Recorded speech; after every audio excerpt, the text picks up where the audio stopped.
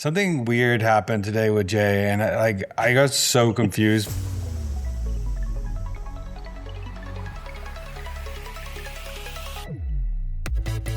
Welcome to a new special series called The Bathroom Break.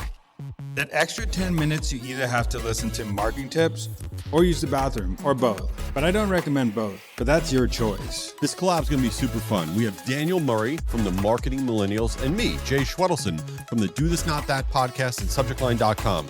Each episode in the series, we are gonna go over quick tips about different marketing topics. And if you wanna be in the bathroom, fine, just don't tell us about it. Thanks for checking it out. We are back with another bathroom break.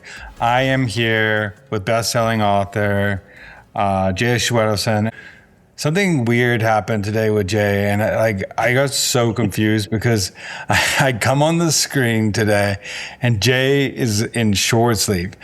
Granted, every time I'm on a podcast, and even when I see him in person, his sleeves have been down to his wrists, and he does live in South Florida where it's like 95 degrees. So I have no idea why he continues to wear a long sleeve every single day, but could you explain your thinking and why you decided today, out of all days, you decided to show off your arms? I feel like my wife must have called you because this is true. I've only worn long sleeves. When I go to work, I wear long sleeves. And when I go outside, I wear long sleeves. Even if I go to the beach, I wear a long sleeve rash guard. And my wife's like, it's 4,000 degrees. We live in South Florida. You look like an idiot. Why are you always wearing long sleeve? And so she took me shopping, and she literally made me buy like short sleeve shirts.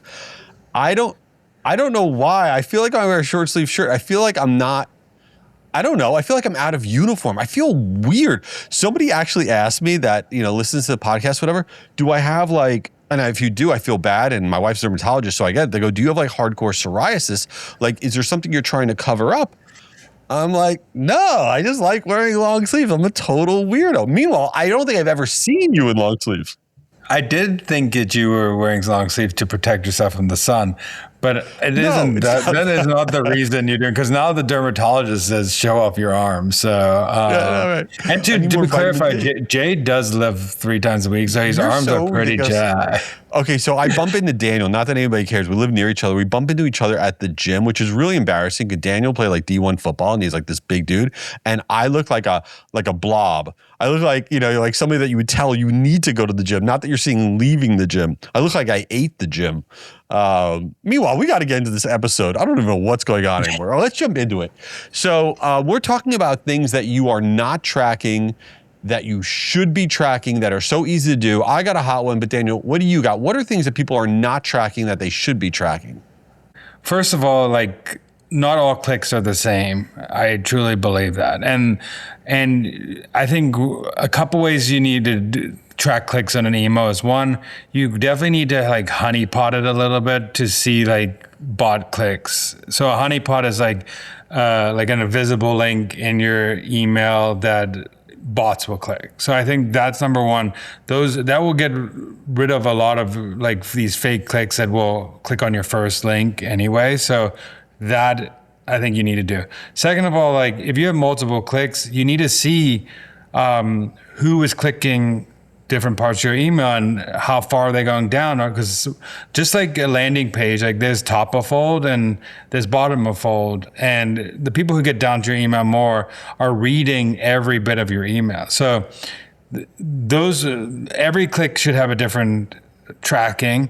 And if you want to go deeper and more sophisticated, I truly believe you should separate ICP or account list clicks versus not account list clicks on your email, because that will tell you what topics they're interested in. Are they moving or accounts moving down your emails? It also gives you ammo when you're going to talk to other your marketing leader or stuff and say look, these 5 accounts have been reading all our emails to the bottom. They get to the bottom and click every single time at the bottom of our emails. We should probably, they have higher intent now because they're actually reading our stuff versus the top of the email where some people might open it, click, oh, I don't like this, and move away. So that's something I think should be tracking.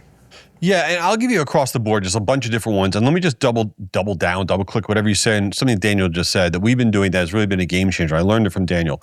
When you do send out an email and you have, an offer or whatever, and you have call to action buttons in your message, and then you have one that's at the top and then you have one that's at the bottom, you need to be tracking the ones from the top and the ones from the bottom separately. What we have seen, the people that click on the lower CTA go to pipeline faster, and on the consumer side have a much higher lifetime value as a customer. So you want to be doing that. But then there's other little weird intent signals that you would never think about. So for example, if somebody attends a webinar and they use an emoji reaction during the webinar, doesn't matter what the reaction is, isolating out those people that we found, they have a higher intent as going to pipeline than just a regular person that's attending the webinar. If someone goes to your site and you have a chatbot, does not matter what they put in the chatbot. They could write hello. Segmenting out those people, if you have the data on it, of people that are using your chatbot, those people become customers faster. They should be on a VIP list. And then, of course, things like if somebody goes to any pricing page you have, if someone stays on a pricing page for more than 10 seconds, doesn't matter, again, consumer, business, whatever it is, you need to be thinking about tracking elements that really are true intent signals rather than just saying, oh, they opened up an email, they clicked on an email, or this, that, or whatever. There's a lot of things out there that you could be thinking about. And I think another one I like tracking too is, first of all, a technique that I do in most emails I put out is I always ask for replying to such an easy question in my email, like a simple question, because I wanted someone to reply. But I think now with AI, it's so easy to take subject line and person, match it back, and start tracking reply rates, and also taking out specific things that people say in those replies and putting it in their account or in a list. So now you're getting more first party data that you probably weren't collecting before, because it was so hard before when someone replied to an email or to calculate reply rate in general. And I think replies are gold. And also, me and Jay always talk about this, but it also helps email deliverability every single time you get someone to reply to an email.